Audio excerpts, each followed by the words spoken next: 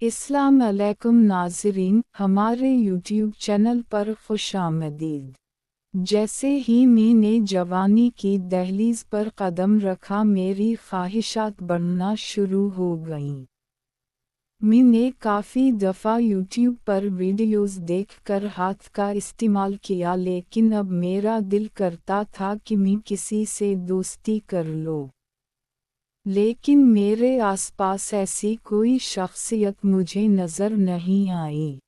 सोमवार की सुबह थी, उनमें से एक लाहौर सुबह जो सूरज रोशन होने पर भी सुस्त महसूस होती है।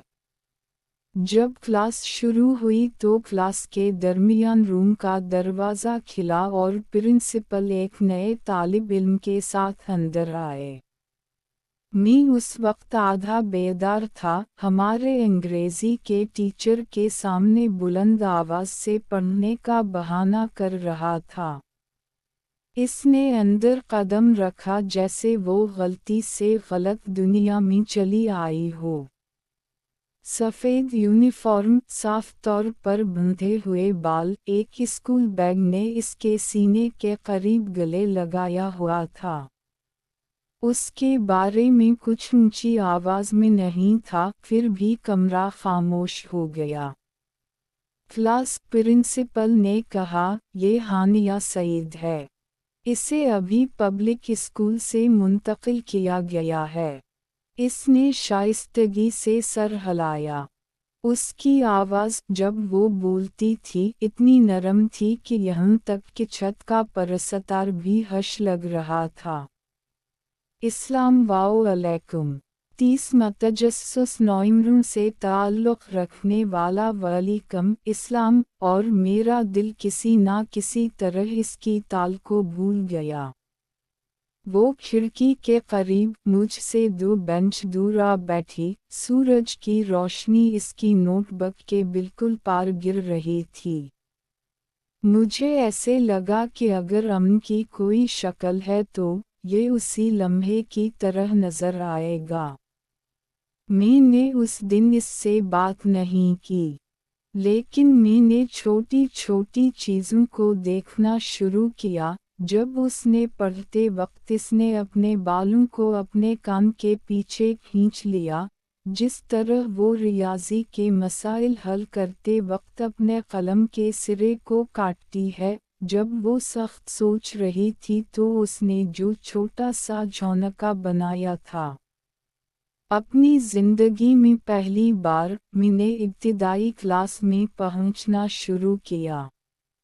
दोपहर के खाने में मेरे दोस्तों ने मुझे बेहद छेड़ा। ओए अरहम को आखिरकार क्रिकेट से ज़्यादा दिलचस्प चीज़ मिल ही गई। मैं हंस रहा था, इन्हें नज़रअंदाज करने का बहाना कर रहा था, लेकिन हर हंसी एक इतिराफ़ था जिसको मैं ऊंची आवाज़ में नहीं बोल सकता था। एक दोपहर तकदीर ने मुझ पर एहसान करने का फ़ैसला किया। क्लास के बाद ब्लैक बोर्ड को साफ करने की हमारी बारी थी और असातिज़ा ने मेरा और हानिया का जोड़ा बनाया। मुझे अब भी चाक की धूल की बो, डस्टर की नरम खरचनी और इससे कहीं ज़्यादा मेरे दिल किस तरह बुलंद आवाज़ में धड़क रहा था, याद है। वो पहले मुस्कुराई। आप हाजी राशिद खान के बेटे हैं? हम बदकिस्मती से ज़्यादातर लोग मुझे जानते हैं। वो हंस पड़ी, आहिस्ता से कहा। बदकिस्मती से? ये पेचीदा बात है, मैंने कहा। हर कोई मेरे वालिद को देखता है, कोई मुझे नहीं देखता है। एक सेकंड के लिए उसने मेरी तरफ इस तरह देखा जैसे उसे कुछ समझ आया हो कि मेरे पास क्या नहीं था। फिर घंटी बजी और वो वहाँ से चली गई, लेकिन इसका ये नज़रिया मेरे ज़हन में रहा। तब से स्कूल मुख्तलिफ महसूस हुआ। मैं राहदारी में इसका इंतज़ार करता कि सिर्फ एक आरामदह और पुरसुकून हेलो कहूँगा और बाकी दिन इसको अलविदा करने में सिर्फ करूँगा। एक बार ब्रेक के दौरान बारिश शुरू हो गई। हर कोई कैंटीन की तरफ पनाह लेने के लिए भाग गया। वो सहन के वस्त में फंस गई, इसके सीने पर किताबें दबाएं, इसकी आस्तीन से पानी टपक रहा था। मैंने बगैर सोचे समझे छतरी को थाम लिया। आपको सर्दी लग जाएगी, मैंने कहा। और आप भीग जाएंगे, वो मुस्कुरा कर इसके नीचे कदम रखते हुए। छतरी के नीचे खुश्क जगह का वो छोटा सा दायरा एक मुख्तलिफ कायनात की तरह महसूस हो रहा था, एक दुनिया जहां वक्त सुस्त पड़ गया और बाहर की दुनिया सिर्फ पस मंज़र की मौसीक़ी थी। इस दिन के बाद हमने ज़्यादा बातचीत शुरू की। क्लासों के बारे में, असातिज़ा के बारे में, पसंदीदा फिल्मों के बारे में, कभी कभी ख्वाबों के बारे में, इसका मेमार बनने का, सिर्फ ये मालूम करने की कि मैं कौन था। कभी इतिराफ़ नहीं था, कभी लेबल नहीं था। सिर्फ नज़रें, छोटी मुस्कुराहटें और एक अजीब वाओ गरीब यकीन है कि कुछ पोशीदा हमें मुंसलिक करता है। मुझे नहीं मालूम था कि अभी तक ये मोहब्बत है, शायद सिर्फ इसरार में लपेट गई दोस्ती, लेकिन उसने हर सुबह जागने के काबिल बना दिया। कभी कभी रात के वक्त मैं अपनी नोटबुक खोलता हूँ और लिखता, आज उसने मेरे साथ हंसी मजाक किया, आज इसने ये बात बताती, आज वो इस बात पर खुश थी, आज वो इस बात पर परेशान थी, वगैरह वगैरह।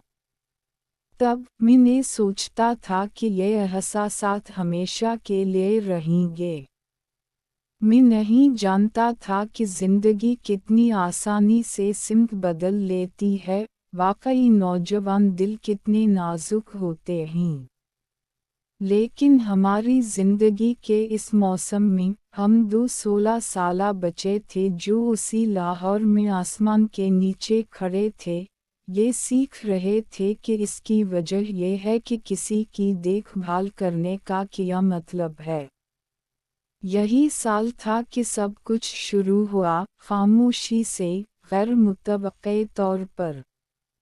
और इसके बाद आने वाले वक्त में, मैंने ये सीखा कि हर मुस्कुराहट के पीछे एक कहानी होती है। आगे जारी है। इस कहानी का अगला हिस्सा जल्द अपलोड किया जाएगा। हमारे YouTube चैनल को सब्सक्राइब करें ताकि अगली किस्त आपको बआसानी मिल सके। शुक्रिया।